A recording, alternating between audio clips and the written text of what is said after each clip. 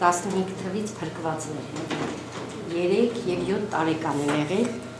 իր պապիկ տատիկը, որ փրկվեցին եւ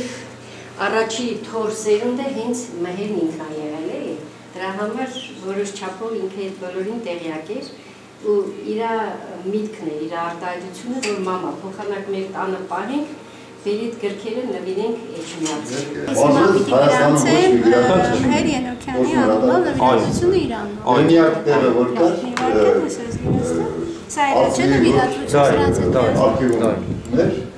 1823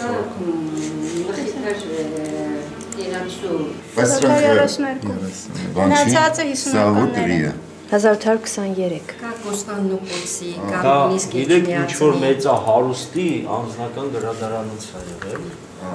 Այստեղ նաև կնիկ կա կան։ Այո, 26 թվականին ինչ-որ մգի նվիրել է ինձ։ Հիմա մեզ մոտ հայտնվելուց ինքը էլի իրականիկն է ստանում։ Սա Առաքիլ Դավիթյանը առաջին շաբաթի սա լավագույն հրատարակությունն է։ Հայկական երգեր են։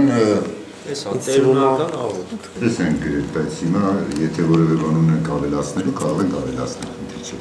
Արգելի Մհեր Ենոքյան, Մայր Աթոր Սուրբ Էջմիածնի Գարեգին առաջին աստվածաբանական հայագիտական կենտրոնն իր երախտիկի ու գնահատականքի խոսքն է փոխանցում ձեզ մեր գրադարանին նվիրաբերած գրքերի համար։ Եվ ցանկն է դրված, առաջին իր գիրքը, հետո մյուսները, այսպես հերթով դրված են։ Ես անկեղծ ասած Մհերի գիրքը դրեցի գեղարվեստական գրականության մեջ։ Ես շատ մտածեցի, շատ խորեցի, բայց ես ավելի շատ դա համարեցի մի տեսակ իր հոգու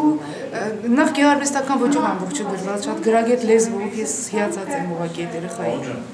Դե դուրմացուն ապիրով որակի մարդն դեպանգի, բայց դա ինչ ասած։ Դժվարանում եմ ասել ինչ քանակությամբ գրքեր եք կարդացել այս տարիների ընթացքում, բայց շատ, դե մենք միշտ ուղարկում շատ գրադարանից էին օգտվում, հետո արդեն մենք էինք փոխանցում, երբ թույլատրվում էր։